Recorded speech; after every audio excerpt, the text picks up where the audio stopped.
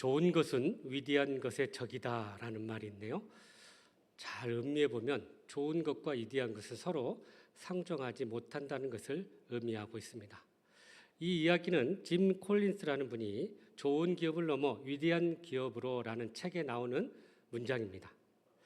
좋은 사람들은 많지만 위대한 사람들은 드물다. 좋은 기업은 많지만 위대한 기업은 드물다라고 이야기합니다. 이게 뭘 의미할까요? 우리가 많은 경우에 대부분의 사람들은 좋은 삶을 살기를 원한다는 거예요.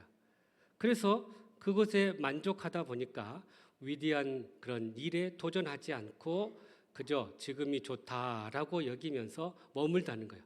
그런데 그것은 곧 퇴보를 의미하고 있다는 것입니다. 이 책에서는 30년 동안 이렇게 기업들을 조사해 가지고 가만히 어떤 기업들은 더 성장하고 위대한 기업이 되나 어떤 기업은 퇴보하나 조사를 해봤더니요 15년을 기점으로 어떤 기업들은 더 크게 성장하는가 하면 어떤 기업은 아주 뒤로 후퇴하는 그런 기업들이 있더라는 거예요.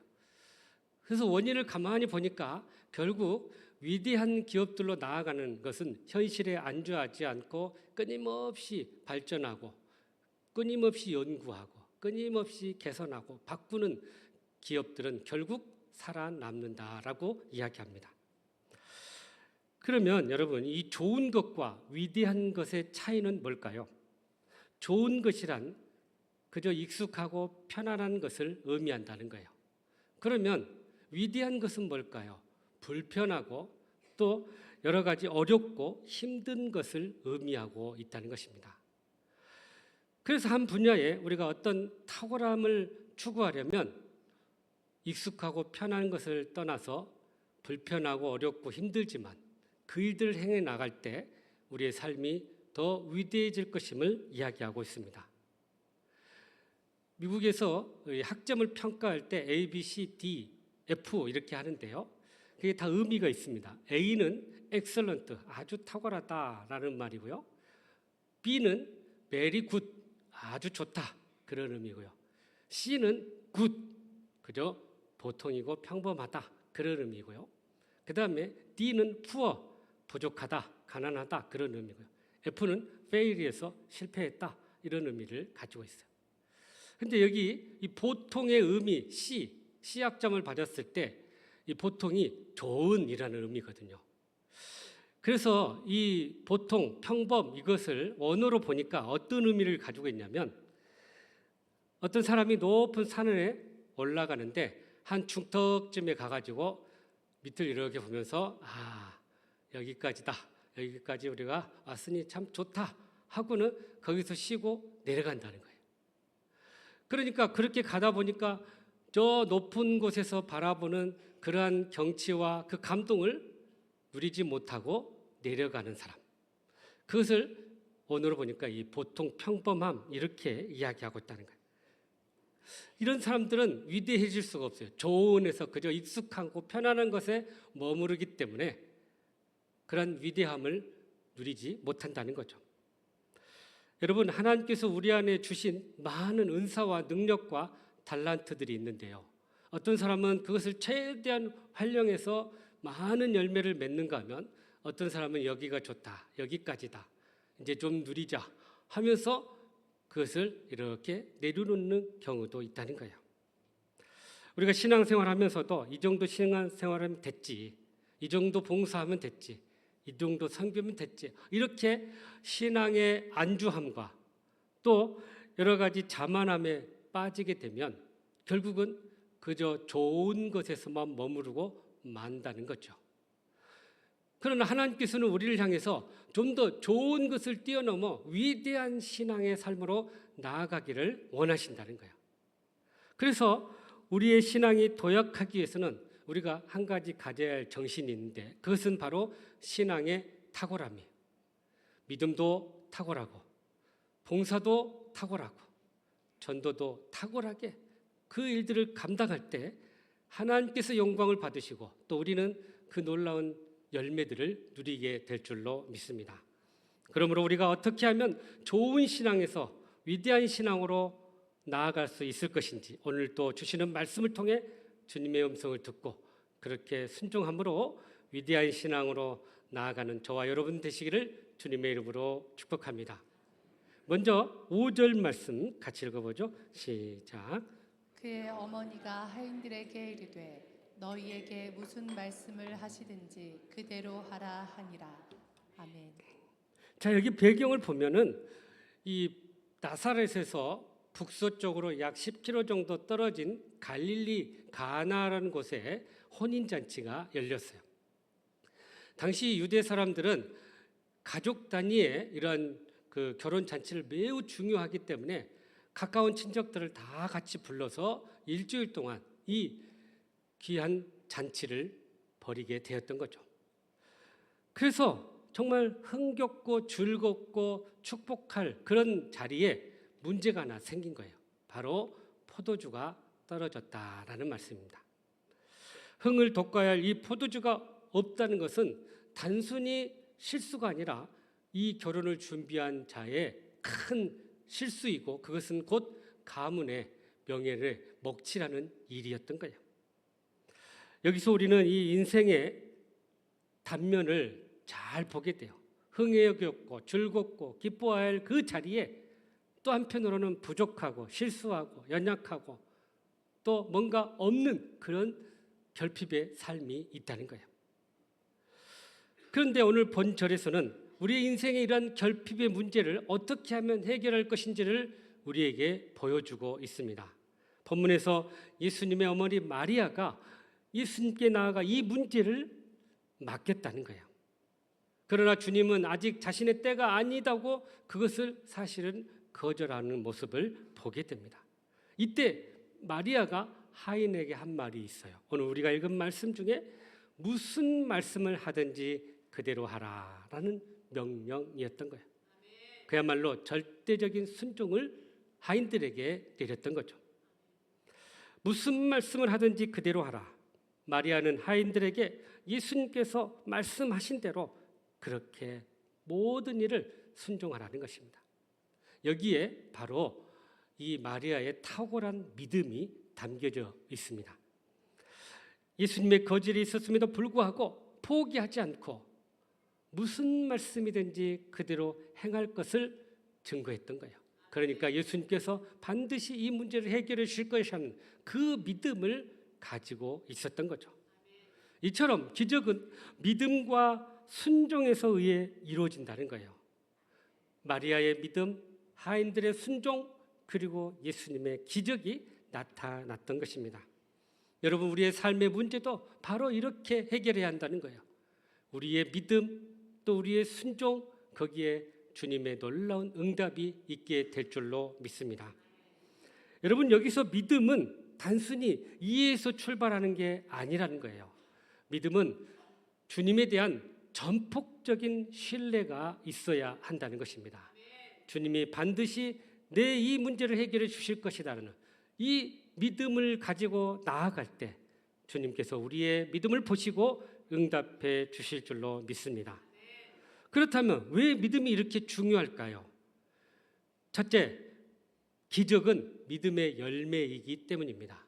그러니까 우리가 믿음을 가져야 기적으로 나타난다는 거야.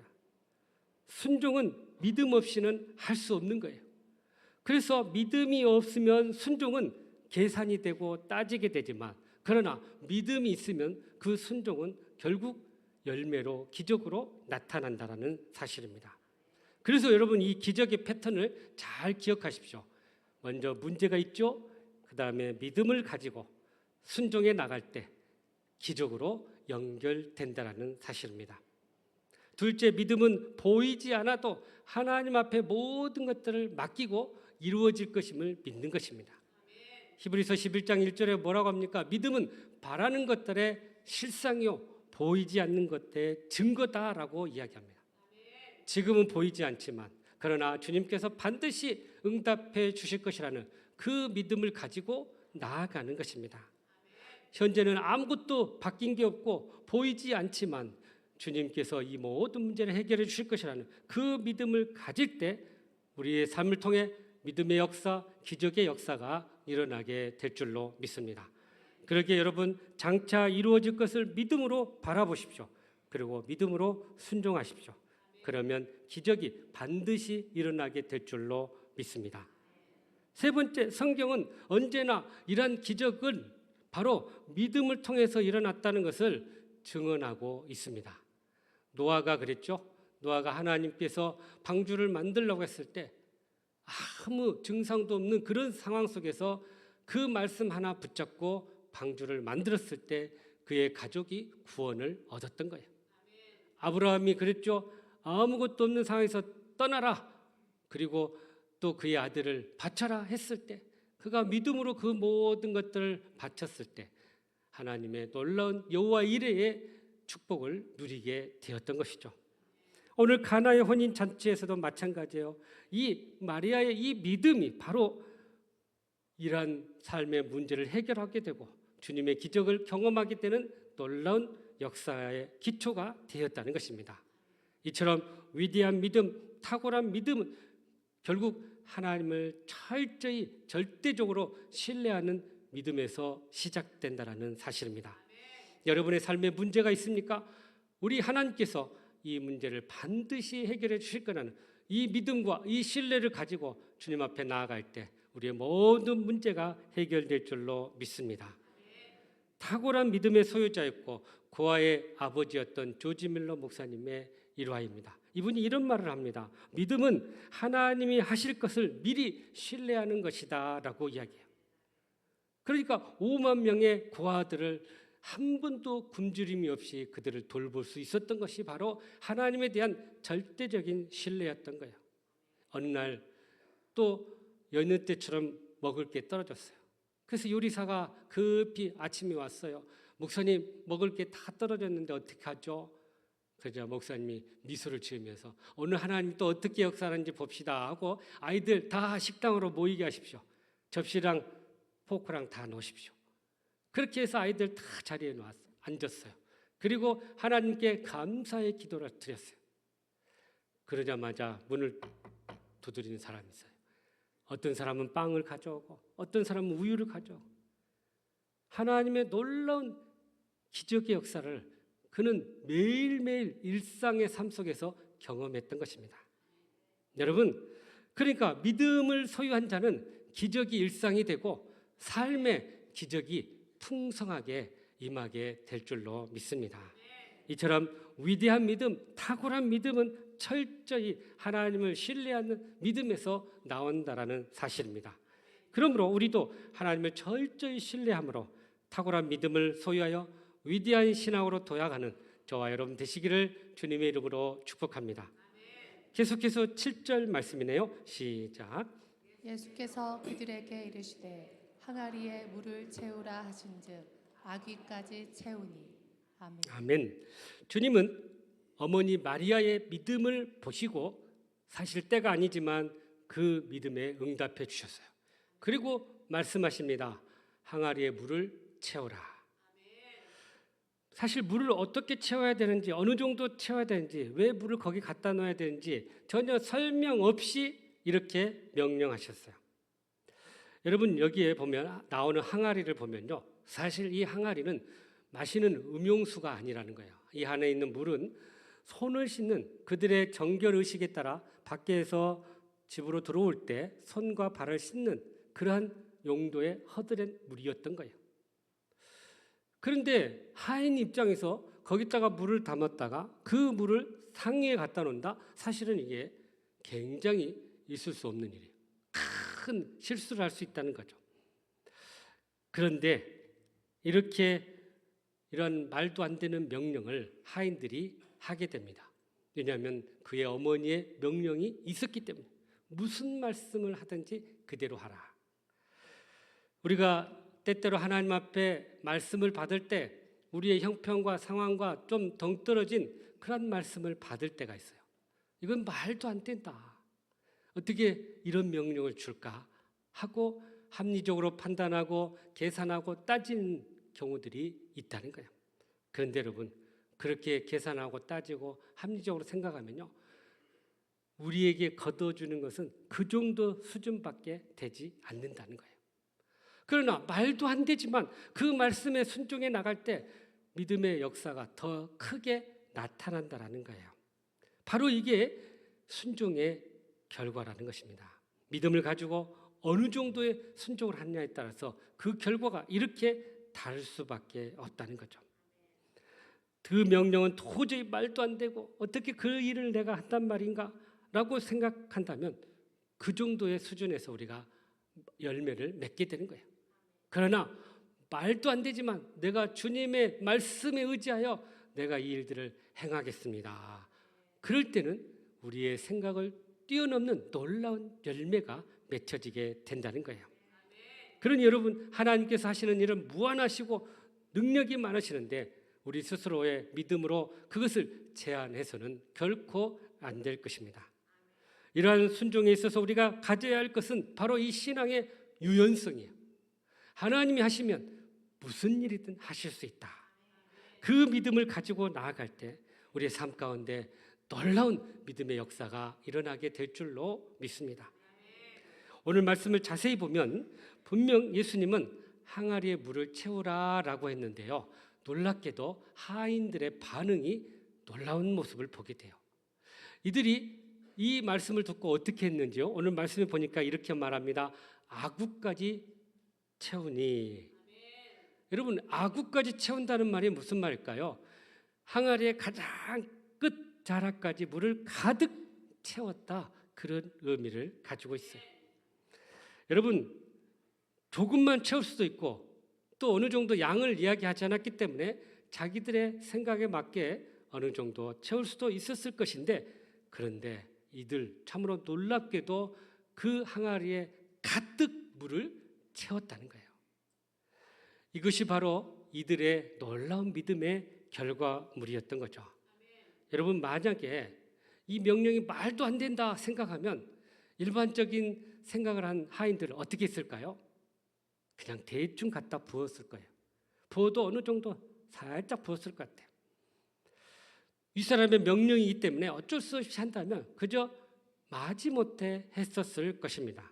그런데 놀랍게도 이 하인들은 그 말씀을 듣고 그 항아리에 물을 가득 채웠다는 거예요. 바로 이것이 뭘 의미합니까? 하인들의 100%의 순종, 하인들의 100%의 열정을 보여주는 그러한 모습이라는 거예요.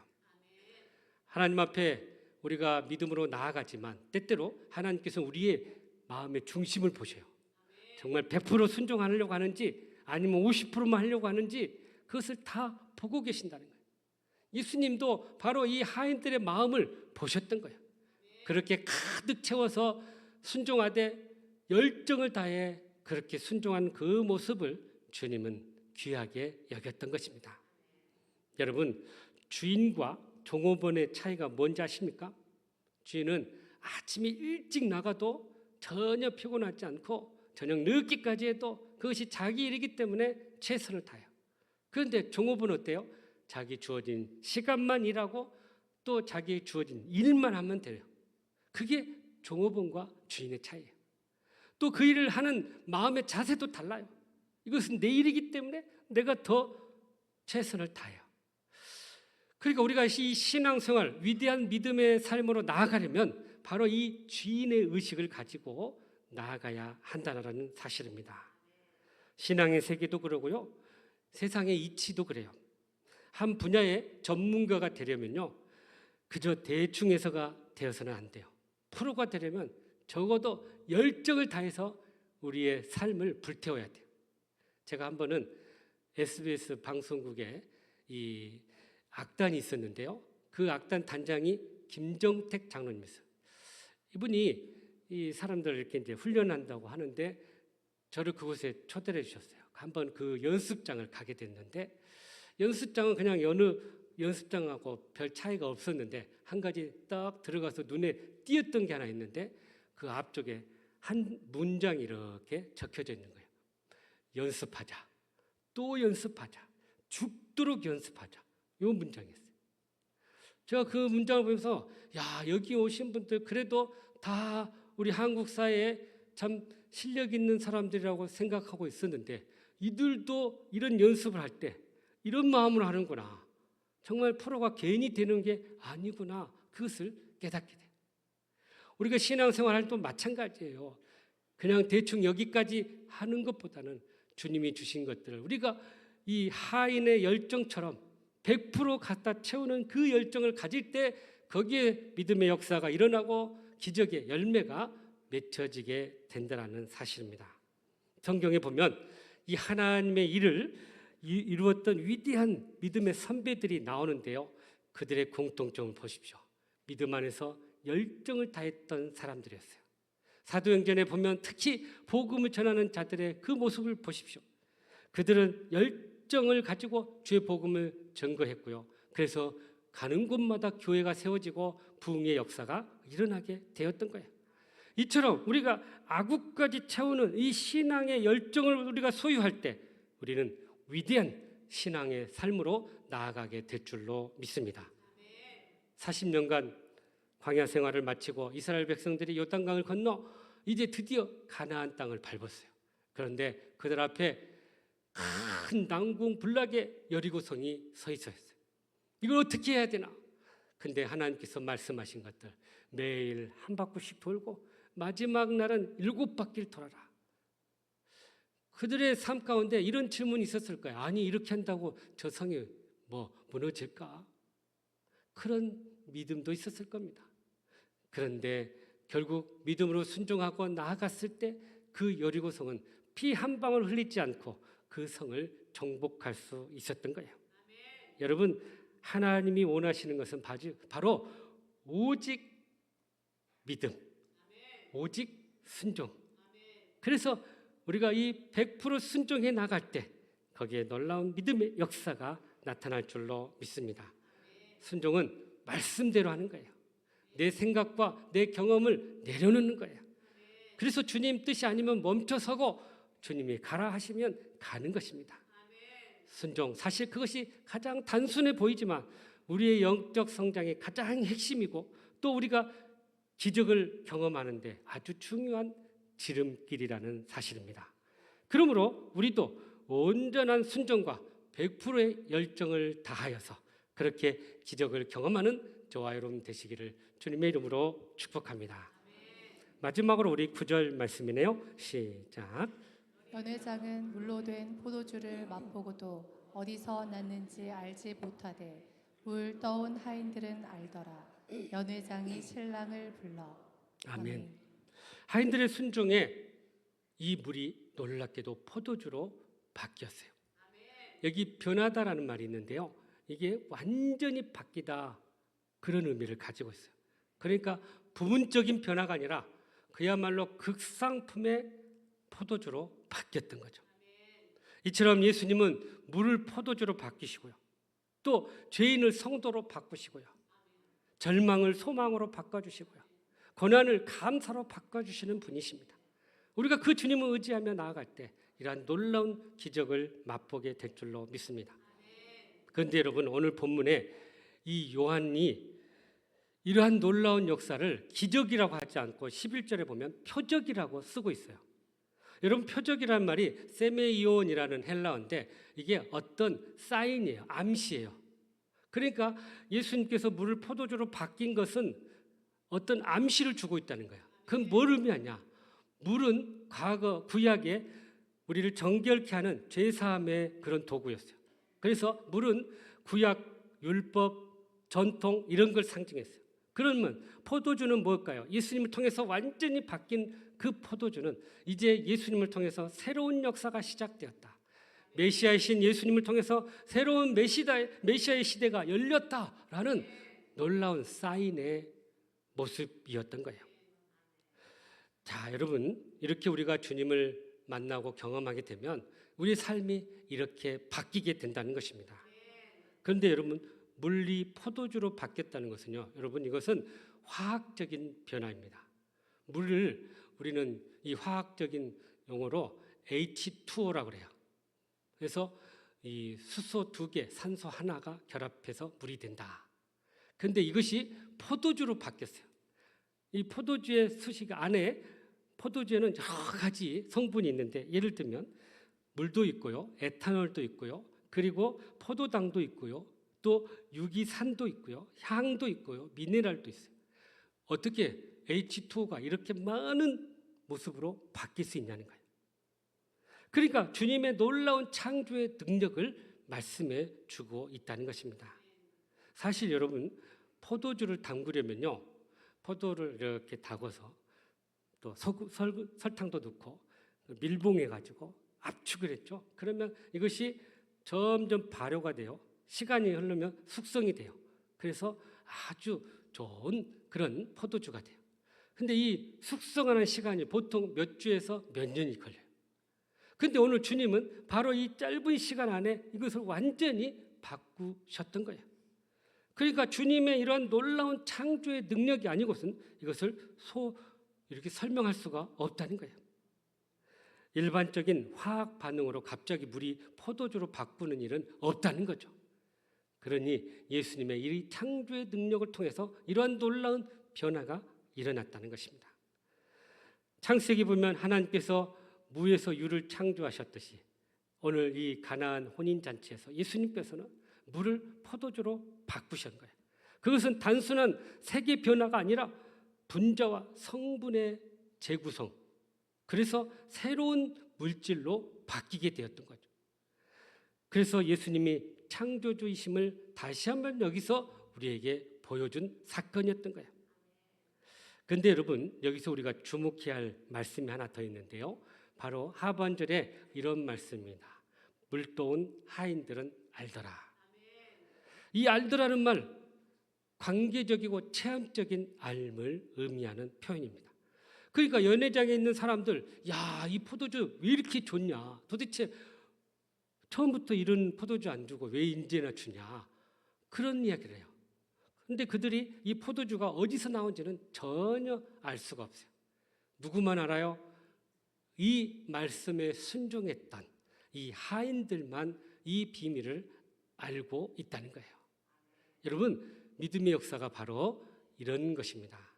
우리가 믿음으로 순종했을 때 우리는 그것을 경험하게 될 것이고, 그 경험을 통해서 놀라운 기적의 비밀을 깨닫게 되고 경험하게 된다는 사실입니다.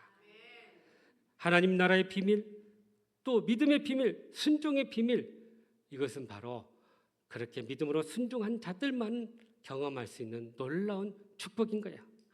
그런 자만이 위대한 믿음을 가지고 위대하게 쓰임받게 된다는 사실입니다. 한때 미국에 가장 영향력 있는 교회와 목사님이 계시는데요, 이분 누구냐면 시카고에 있는 윌로 크릭 교회의 담임이었던 빌 하이벨스 목사님이에요. 이분이 30년 동안 목회하면서 개척을 해가지고 성도 5만 명을 이렇게 섬기던 그런 교회였어요. 근데 이분이 노년에 마지막 은퇴를 얼마 앞두고 뭘 했냐면 자기 성도들의 신앙 의식을 조사한 거예요. 전문 기관에 의뢰해가지고. 그래서 이렇게 우리 교회가 큰데 우리 성도들의 신앙의 어떤 수준이 어느 정도인가 하고 그걸 수치적으로 파악을 했어요. 그래서 3년 동안 설문조사도 하고 방문조사하고 막 그래서 3년 동안 그 결과를 얻게 됐어요. 거기에 아주 충격적인 결과가 나타납니다. 그러니까 첫 번째 무슨 문제가 있었냐면, 이렇게 큰 교회 예배에 많은 분들이 참석하니까 그분들의 신앙이 대단히 높은 걸로 생각하는데 실제로는 그렇지 않다는 거예요. 그러니까 큰 교회에 다닌다고 해서 성숙한 신앙을 가진 게 아니라 개개인이 주님과 함께 동행하고 주님과 함께하는 이 개개인의 신앙생활이 있어야만이 그게 가능하다는 것을 알게 됐어요. 그리고 또 많은 봉사를 한다고 해서 그분의 신앙이 아주 탁월하냐? 그것을 결코 동일하지 않다는 거예요. 그러니까 이것도 마찬가지예요. 우리가 얼마나 주님을 위해서 충성하냐가 아니라 개개인이 주님과 1대1 관계를 통해서 인격적 관계를 맺고 주님과 동행하며 사냐, 이것이 더 중요하다는 것을 알게 됐어요. 그러니까 영적 성장은 전적으로 본인과 예수님과의 관계의 거리가 어느 정도냐에 따라서 이렇게 바뀌더라는 거예요. 세 번째, 그래서 영적 성장에는 훈련과 양육이 너무나도 중요하다는 것을 알게 됐어요. 그래서 개개인이 혼자 말씀을 묵상하고 기도 훈련하고 그렇게 하나님 주신 은혜들을 누리고 또 여러 가지 섬김의 훈련들을 받고 전도 훈련을 받은 이런 자들이 결국은 위대한 신앙으로 성장해 가더라는 거예요. 그래서요, 이 교인들을 네 가지 부류로 이렇게 설명을 했어요. 첫 번째는 예수님을 알아가는 자들, 그러니까 초신자들이에요. 두 번째는 예수님 안에서 성장하는 자들, 그리고 세 번째는 예수님을 닮아가는 부류들이 있고요. 네 번째는 예수님을 중심으로 예수님을 자신의 주인으로 모시고 살아가는 부류들이 있다는 거예요. 여기서 이야기하는 게 바로 이 세 번째, 네 번째 주님을 닮아가고 예수님 중심으로 그렇게 살아가는 자들이 결국은 가장 헌신하고 가장 봉사하고 가장 열심히 전도하고 가장 물질적으로도 헌신하더라는 거예요. 그러니까 이렇게 주님을 중심으로 살아가는 자들이 결국은 그 안에 그렇게 위대한 믿음을 가지고 위대한 신앙의 삶을 살더라는 것입니다. 이처럼 우리가 위대한 신앙으로 세워지려고 한다면요, 적어도 우리는 주님을 닮아가고 주님을 내 삶의 주인으로 모시고 주님과 동행하며 살아야 할 줄로 믿습니다. 바로 이러한 본질적인 변화가 있을 때 우리는 기적을 경험하고 더 위대한 사역자로 쓰임받게 될 줄로 믿습니다. 그러므로 주님 안에서 본질적인 변화를 경험하고 그렇게 주님과 동행하며 늘 기적을 맛보며 살아가는 저와 여러분 되시기를 주님의 이름으로 축복합니다. 사랑하는 성도 여러분, 하나님께서 우리 교회를 좋은 교회에서 이제 위대한 교회로 쓰시기를 원하십니다. 그 부름에 우리가 응답해야 할 줄로 믿습니다. 그러기 위해서 어떻게 할까요? 오늘 주신 말씀처럼 먼저 철저히 하나님을 신뢰하고 그 말씀에 순종하기를 간절히 바랍니다. 또한 순종에 우리의 열정을 더하여서 그렇게 100%의 열정을 가지고 또 우리가 섬겨 나갈 때 그러한 기적을 맛보게 될 줄로 믿습니다. 나아가서 주님 안에서 이 본질적인 변화를 경험하고 그렇게 놀라운 기적의 삶을 살아갈 수 있기를 간절히 바랍니다. 그리하여서 좋은 신앙에서 위대한 신앙으로 더욱더 도약하고 더욱더 귀하게 쓰임받는 저와 여러분의 삶이 되시기를 주님의 이름으로 축복합니다.